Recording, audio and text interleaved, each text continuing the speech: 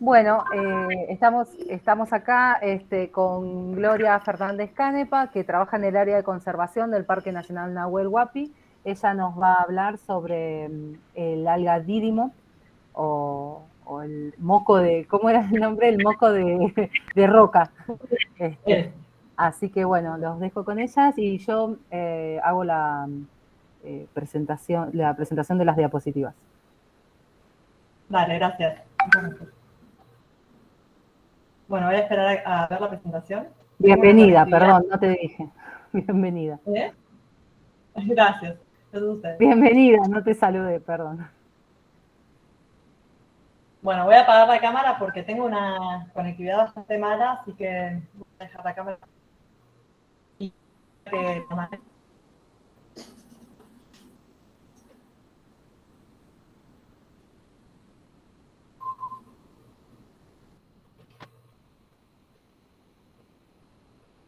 Avísame, Gloria, si ves bien si ves la pantalla. ahí la veo. Así, ¿Te ves bien, la ¿no? portada? ¿Cómo? Acá estás viendo mi pantalla. Sí, estoy viendo Ok, desde la... bien, yo ahora lo mando a pantalla completa, pero era para chequear eso, así que llame silencio.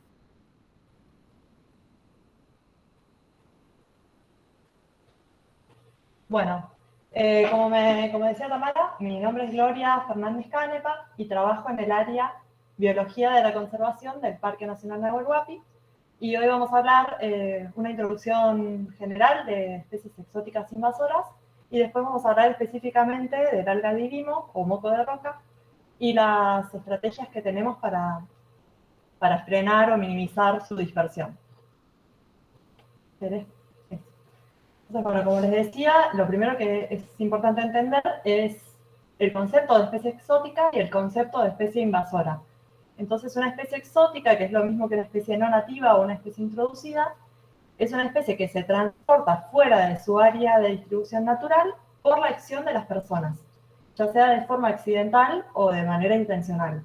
Y algunas de estas especies exóticas pueden sostener sus poblaciones sin la asistencia de las personas y se tornan muy abundantes y expanden mucho su rango de distribución, entonces rápidamente alcanzan distribuciones, densidades muy grandes en corto tiempo y eso genera un impacto ecológico. Y a esas especies que tienen esa capacidad de sostenerse sin intervención de las personas se las denomina especies invasoras. ¿Quieres pasar a la siguiente? Gracias.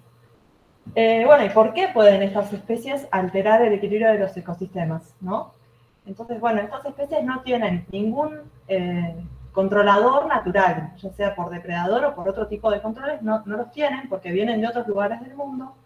Y entonces, si encuentran condiciones adecuadas, su crecimiento se ve disparado y entonces perjudican a los ecosistemas nativos.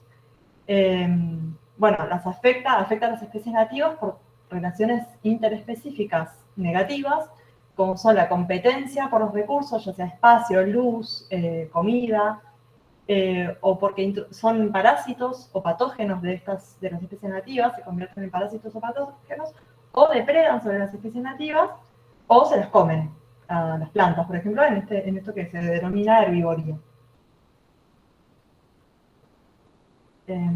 Bueno, otros impactos ecológicos que pueden producir es que pueden favorecer la presencia de otras especies exóticas. Acá tenemos el caso, por ejemplo, del jabalí, que con su osado, que es esta remoción del suelo que generan con sus dientes, con sus colmillos, puede llegar a favorecer que otras especies, plantas, por ejemplo, la mosqueta, la retama, se introduzcan y tengan mejores condiciones para germinar. Entonces, bueno, este es otro de los mecanismos con los cuales las especies exóticas generan daños ecológicos. Otras especies son capaces de hibridarse genéticamente, mezclarse genéticamente con especies nativas. Acá tenemos el caso de los sauces exóticos que pueden llegar a hibridarse con los sauces nativos.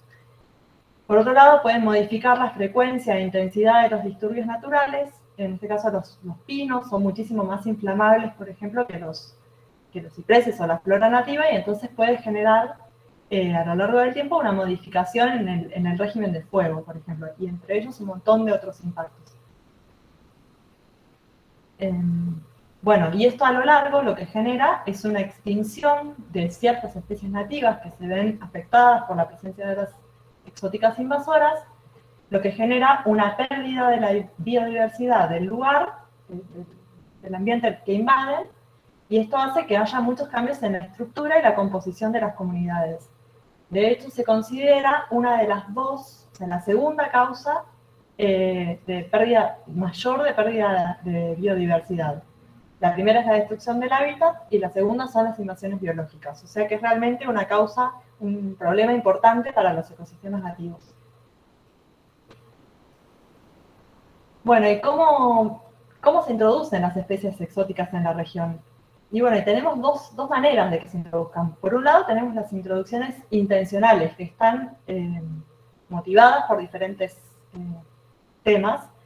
Por ejemplo, la producción de alimento, o la producción de madera, o la caza y la pesca recreativa. Para todas estas tenemos diferentes ejemplos, o por uso medicinal, o por uso ornamental, o para controlar plagas, o para controlar la erosión de algún sitio, para controlar, para fijar los médanos. Entonces hay diversas motivaciones por las cuales los estados o las organizaciones traen especies nativas. De hecho, algunas de las especies nativas se desconocían sus efectos ecológicos antes de introducirlas y se las introdujo, el mismo estado propició la introducción de especies. Pero por otro lado, ¿quieres pasar al siguiente? Tenemos las introducciones accidentales. Entonces, al aparecer un mundo globalizado, o sea, vivir en este mundo que está globalizado, las personas pueden transportar accidentalmente especies a lo largo del planeta, ya sea en cargamentos de productos agrícolas o con especies que se incrustan en los cascos de los barcos y son trasladadas de un lado a otro, o con lo que se denomina agua de lastre, que es el agua que cargan en los puertos para que el barco no venga tan liviano después de descargar su carga. Otros pueden viajar como polizones, acá pongo el ejemplo del koala de los Simpsons.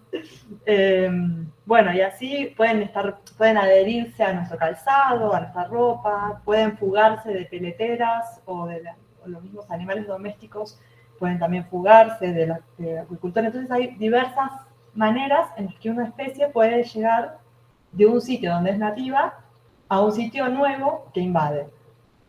¿Querés pasar a la siguiente? Bueno, y en este caso de introducciones accidentales, tenemos el caso de Didimo, o moco de roca. ¿Querés pasar, por favor? Bueno, esta especie, ¿de dónde es nativa? ¿Es de acá? No. Llegó, de alguna manera que pensamos que es una introducción accidental, o sea, es originaria de la región templada fría del hemisferio norte. Es la parte o sea, lo que vemos en violeta en este mapa que está mirado como desde el polo norte, ¿no? ¿Querés pasar a la siguiente?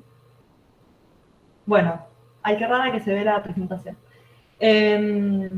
Bueno, es una alga que es microscópica, es unicelular. Cada célula, que es esta cosita que yo les estoy mostrando acá, esta estructura, es bueno, la cápsula de sílice que la recubre, cada célula es microscópica, es del orden de las diatomeas, que se caracterizan justamente por tener esas cubiertas de sílice. Y cada célula tiene la posibilidad de vivir por sí misma, es un organismo unicelular, y estas células se pueden encontrar de forma libre en la columna de agua o forman parte del fitoplancton, o pueden estar también en el fondo de los cuerpos de agua formando parte de lo que se llama bentos. Y cuando se encuentra en este estado, como forma de vida libre, es invisible a los ojos y solo puede ser observada a través de un microscopio. Pero por otra parte, estas mismas algas pueden formar un pedúnculo, que es eso que está señalado con una flechita, bueno, dice stock. Pueden formar como una especie de tallo, que no es un tallo, sino que es un pedúnculo, con el cual se fijan a las rocas, o a las rocas o plantas o a otros elementos que están en el fondo de los cuerpos de agua, y cuando se fija, ¿se escucha bien? Bueno. Sí, Gloria, yo lo que pasa es que hay gente que está entrando, por eso saqué un cachito, eso es lo malo de presentar yo, ¿viste? Que cada vez que alguien manda solicitud para entrar, lo tengo que hacer entrar. Bueno, Así que perfecto. ahí espera, ya hice entrar a 2 personas. Ahí está, Ya. listo. Me quedo con el micrófono abierto por las dudas y te aviso, ¿sí? Dale, buenísimo. ¿Está Gracias, bien? Tamara. Vamos un poquito más acá. Acá. Sí. Bueno, entonces yo les contaba eso, que pueden estar como vida libre, como organismos unicelulares en la columna de agua, o pueden formar un tallito o pedúnculo con el cual se fijan a los elementos que están en el fondo del agua, como rocas, plantas u otros elementos, y una vez que se fija, se empieza a reproducir y puede formar una proliferación masiva que se conoce como floración algal. No es una flor, sino o sea, no es que genera flores, sino que se reproduce de manera muy abundante, tan abundante que en este estado, algo que nosotros no veíamos porque era un organismo formado por una sola célula, lo podemos empezar a ver de manera macroscópica. Tiene un aspecto, tiene una consistencia. Si querés, puedes pasar a la siguiente. Espérame 2 segundos. Ahí está.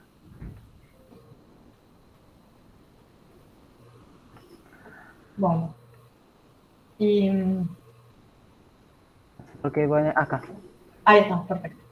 Bueno, y estas llamadas floraciones algales se fijan entonces sobre las rocas o plantas sumergidas y pueden llegar a cubrir hasta el 100% del fondo de algunos ambientes acuáticos, y en ciertos lugares se han observado espesores mayores a 20 centímetros. O sea, realmente el impacto que generan visual es muy importante, visual y entre otros que ya les voy a comentar más adelante. ¿Querés pasar a la siguiente? Bueno, estas floraciones sí se pueden ver a simple vista. ¿Y cómo las podemos reconocer de otras algas? Bueno, tienen un color que es como blanco o marrón o ocre, pardo, dice ahí. Es un color entre blanco y marrón, no suele ser verde. O si es verde, es como un verde medio como seco, no sé, como un verde más tirando al marrón. Y si bien tienen un aspecto a la vista que parece resbaloso, cuando uno lo toca parece más bien como algodón mojado o lana mojada. ¿Querés pasar a la siguiente? Porque es como arenoso. Fíjense que estas capsulitas que recubren cada célula son de sílice, que es el material que conforma la arena. Entonces, cuando uno lo toca, realmente tiene como un aspecto, una sensación arenosa al tacto. Bueno, si bien hay una forma de verlas y poder como reconocerlas de otras algas, no se las puede reconocer de todas las algas. De hecho, hay algunas algas nativas que en su aspecto macroscópico se confunden bastante. Por ejemplo, esta que les puse ahí en la foto de arriba, que se llama Confoneis minuta, es bastante similar en su aspecto macroscópico a las floraciones de Didimo. La primera es nativa y la segunda es exótica. Entonces, sí o sí, para identificarlas se necesita microscopio, que ahí sí, cuando uno ve las células, tienen esta forma de botellita tan característica y realmente son diferenciables de otras. ¿Querés pasar a la siguiente? Bueno, actualmente se ha distribuido, yo les contaba que era del norte del hemisferio norte. Actualmente se extendió por fuera de su rango conocido de distribución, e incluso en el hemisferio norte se la encontró en nuevos sitios diferentes a los de su distribución original. En 2004 apareció por primera vez en el hemisferio sur, en Nueva Zelanda, y en 2010 apareció por primera vez en la Patagonia argentino-chilena, en el río Futaleufú. ¿Querés pasar a la siguiente? Bueno, y el Parque Nacional Nahuel Huapi, que es el área donde trabajo y donde muchos de ustedes nadan, no pudo escapar a este problema. Y bueno, ya en 2007, que fue el anteúltimo muestreo que pudimos realizar, este año se está haciendo otro, ya se encontraba en todos los puntos, de todos los puntos donde muestreamos, que son los puntos verdes y rojos, ya teníamos en los puntos rojos, ya había invasión de Didimo en todos esos puntos. O sea que realmente es un organismo que avanzó muy rápido. Desde 2013, que fue el primer registro en Bahía Serena, en adelante, ya ha colonizado gran parte de los ambientes acuáticos. Espérame un cachito que hago Dale. entrar a alguien más. Ahí está.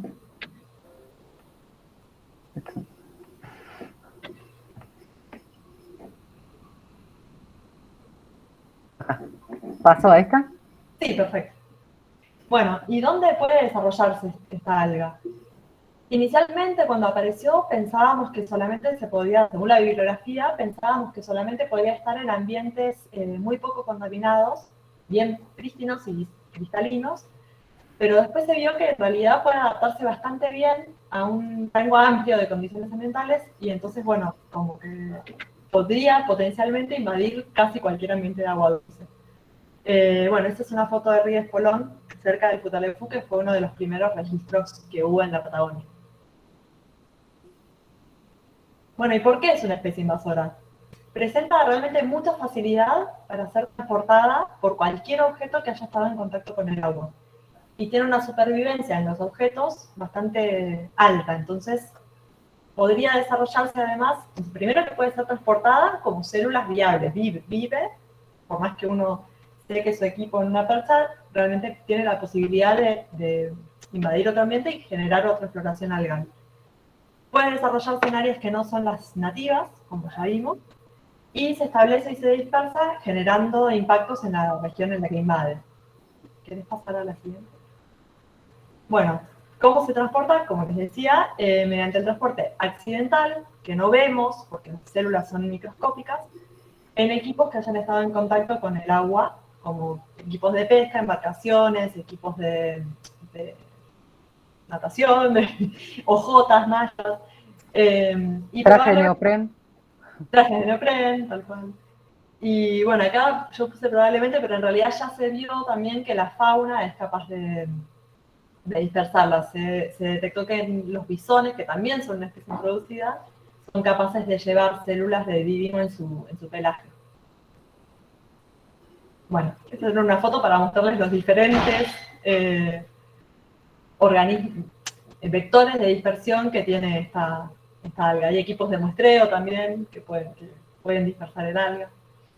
¿Querés pasar a la siguiente? Bueno, ¿y por qué es un problema al ser introducido? Bueno, hay un montón de impactos negativos que esta especie puede provocar. Hay ecológicos, turísticos, económicos. ¿Querés pasar a la siguiente?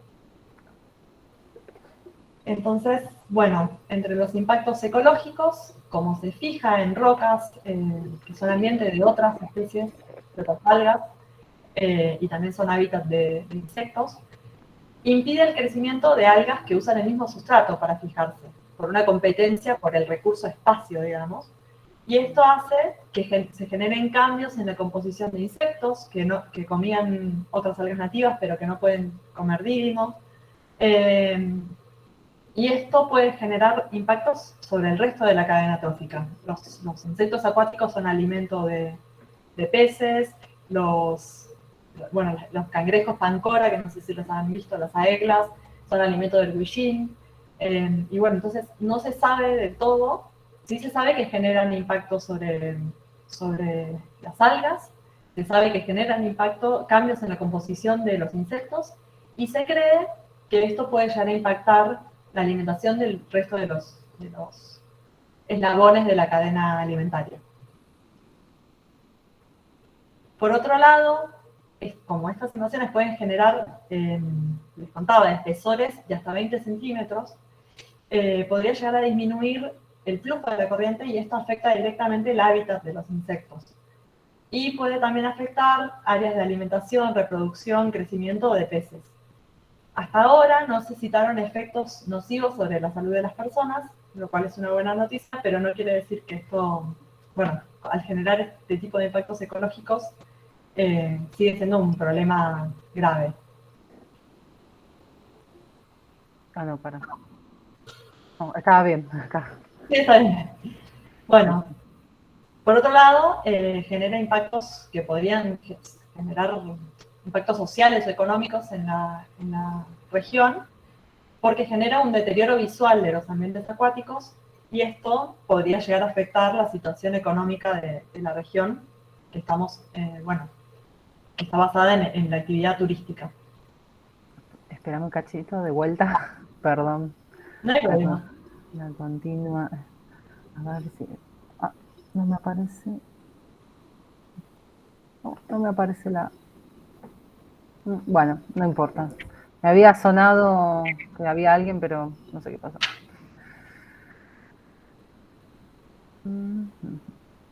Estamos acá.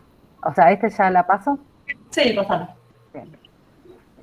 Bueno, por otro lado, se observó en el río Quemquemtreu, en el Bolsón, que también obstruyó tuberías, tomas de agua y otras estructuras. Entonces, bueno, esto genera un problema. Y por otro lado, los gastos del Estado en detener el avance de la invasión, como un impacto económico, digamos. Realmente se hizo bastante inversión en este organismo para, bueno, con algunas estrategias que no dieron el resultado que esperábamos, como las barreras de desinfección. En Mascardi se instaló en su momento una barrera de desinfección bueno, que se tuvo que desinstalar porque apareció Didimo en el cuerpo de agua que la abastecía. Entonces realmente hay gastos que se generan en general para detener el avance de especies invasoras, que bueno, que son un impacto económico. Bueno, ¿y qué hacemos para controlarla una vez que está presente? Desgraciadamente hasta la fecha no se conocen métodos de erradicación efectivos una vez que el alga se estableció en un sitio. Se probaron en Nueva Zelanda, se hicieron unos experimentos enormes con ríos artificiales y bueno, como que hubo pocas estrategias que resultaron para matar algunas de las células de Didimo y siempre quedaban algunas presentes y eran también nocivos para otros organismos acuáticos. Entonces, de las pruebas que se hicieron, que también se hicieron pruebas mecánicas, bueno, no se encontró una que diga, bueno, con esto yo erradico Didimo. Entonces, lo que se puede hacer simplemente es medidas que minimicen la expansión o que prevengan que lleguen a sitios específicos que queremos resguardar. Lo que es importante considerar, porque las medidas son difíciles de implementar, porque son tediosas, y lo que es importante es saber que este tipo de medidas previenen el ingreso de otros organismos microscópicos invasores que podrían resultar igualmente nocivos. Porque hay una tendencia en decir, bueno, pero si la transportan también los bisones, ¿para qué voy a yo hacer algo al respecto? Y la verdad es que podemos evitar que organismos que están en otros lugares del mundo sean trasladados o que están en un lago sean llevados a otro cuerpo de agua. Y realmente no solo estas medidas previenen que el alga Didimo se invada de un sitio a otro, sino de otros microorganismos. Bueno, y los pasos probablemente los hayan leído en cartelería o en algún momento en folletos. Los pasos son, al salir del cuerpo de agua, son 3 pasos. El primero es retirar. Cuando salimos del cuerpo de agua, retirar cuidadosamente todo resto de barro, vegetación que haya quedado adherido a cualquier elemento que haya estado en contacto con el agua. Normalmente en un traje de neopreno no se pega barro, pero bueno, si se queda arenita o alguna alguita, sacarlo. Okay. El segundo paso es lavar. Y acá es donde se pone un poco tedioso el asunto. Esto es cuando uno va a pasar de un cuerpo de agua al otro. Por ejemplo, ustedes que hoy nadaron en el Gutiérrez y el domingo van a nadar en el Nahuel, sería conveniente poder hacer este lavado antes de usar el traje de un cuerpo de agua al Pero otro, ¿no? pero el de la bandina no. Bueno, justamente, o sea, hay se muchos nota. de los elementos que uno no va a meter su traje de neopren ni la armalla en la bandina. Entonces, bueno, ¿qué cosas sí funcionan? Funciona para algunos elementos, como el kayak, un vaso de lavandina en 10 litros de agua. Eso lo rociás cualquier elemento que haya estado en contacto con el ambiente de aguas naturales y lo dejas actuar 1 minuto. Y si no, funciona medio kilo de sal en también un balde de agua.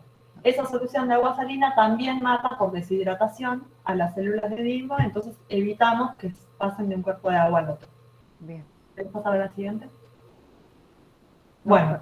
¿está bien esto? Sí, esta era, ¿no?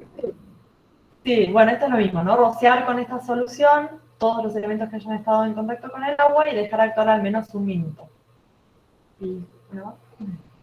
Y para los equipos que absorben agua, dejarlos lo más que se pueda.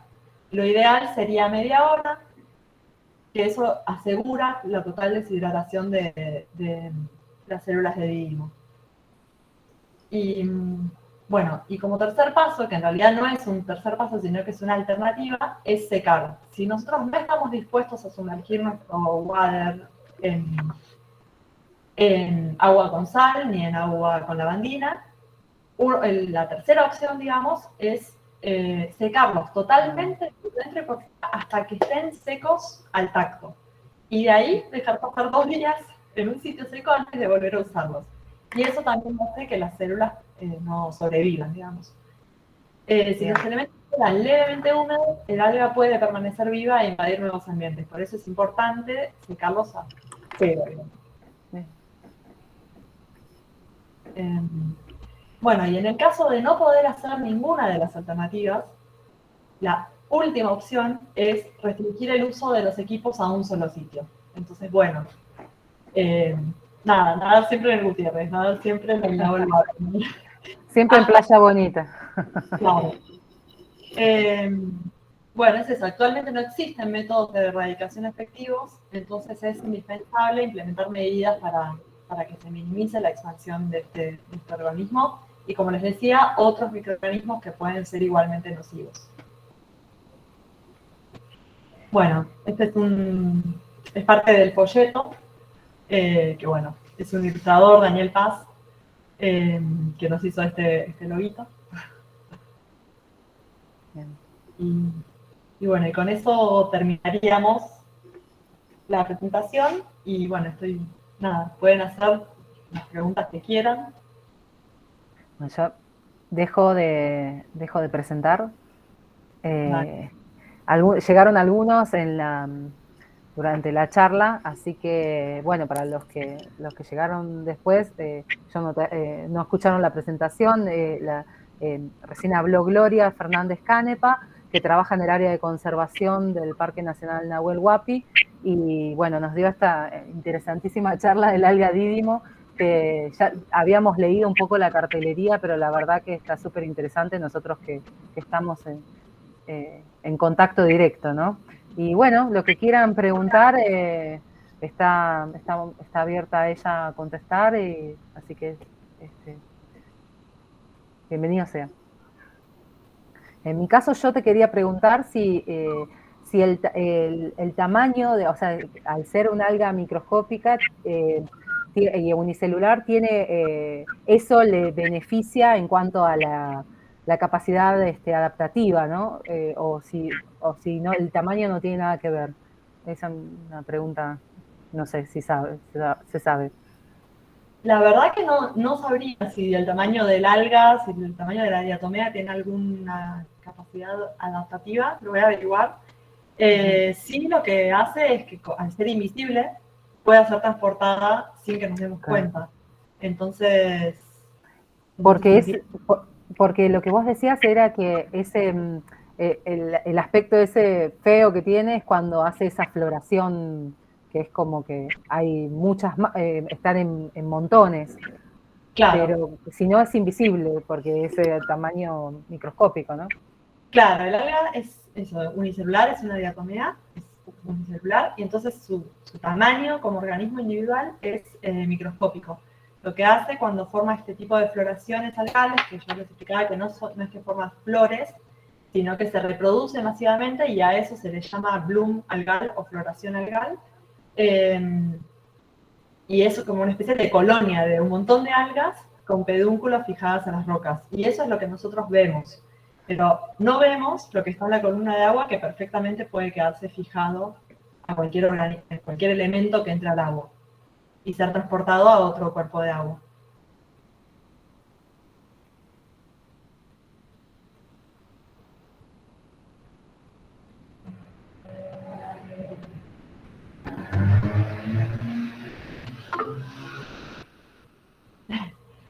Acá pregunta Facundo si hay lagos dentro del parque que todavía no tengan alga. Y sí, déjame que busque el mapita.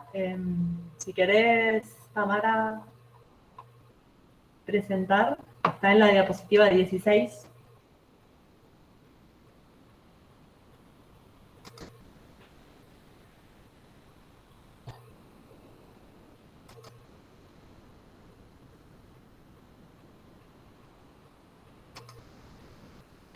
Bueno, en el lago Espejo, por ejemplo, no hay todavía dídimos, ni en el Correntoso.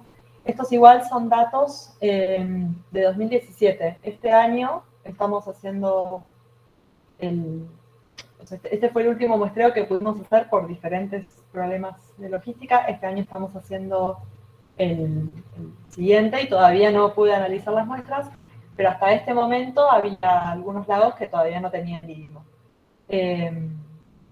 El lago Fong, el lago Hess, el lago Rocasí, el fondo del brazo Blest, hay algunos que todavía no tienen dídimo. O algunos sitios, ¿no? También en Huapi hay, pero no en todos los puntos de muestreo.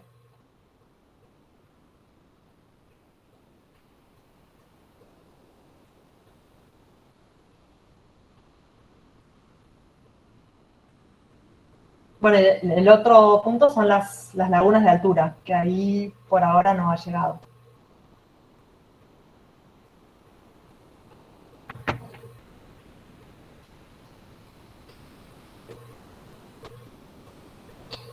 ¿Alguna pregunta más? Si no, ya la liberamos a Gloria.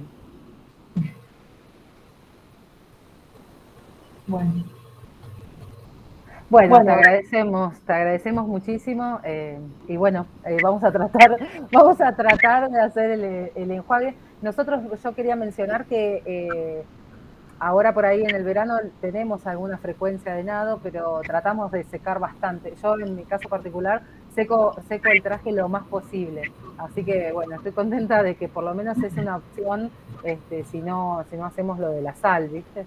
Que esté bien seco podría funcionar también. Tal cual, si uno lo seca durante 2 días seguidos, después de estar totalmente seco al tacto, 2 días seguidos más, y queda libre para... Claro, yo lo cuelgo y lo pongo primero que se seque la parte, digamos, más absorbente, después lo doy vuelta, que se seque el frente y así. O sea, para que de todos lados, que no le quede ningún... En realidad lo hacía por una cosa mía, así, un toque, pero bueno, veo que tampoco está tan mal. Bueno, gracias a ustedes por la invitación y por la atención y bueno, y éxito en la carrera. Va a haber un tacho con agua con sal que bueno, ahí Ale me pidió para poder llevar a cabo las estrategias las medidas de bioseguridad para Dídimo. Así que bueno, cualquier cosa ahí van a poder también desinfectar sus equipos. Perfecto. Bueno, muchas gracias. Y muchas gracias a todos los que se conectaron. Chao, éxitos. Chao, hasta luego.